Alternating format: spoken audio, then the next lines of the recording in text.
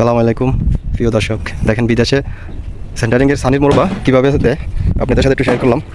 আমাদের দেশে না তক্তা বিছায়, এই দেশে সান কী দিই, কীভাবে সানির মোরবা ব্যবহার করা হয় ছাদের ইয়ার মধ্যে। এই সান দেখছেন, এগুলো আমাদের দেশের আদল না রুয়া হয়। দেখছেন এই নতুন মোরবাগুলো কালকে আনছে কোম্পানিতে, ওরা দিয়ে চালাইছে। দেখছেন এইভাবে এই দেশে করা হয়।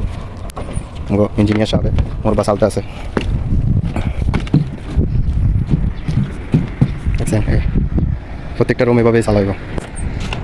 দেখি মোর বানিয়ে দিতে আছে আমাদের সীতা ভাইয়ে, কীভাবে মোর বা চালে।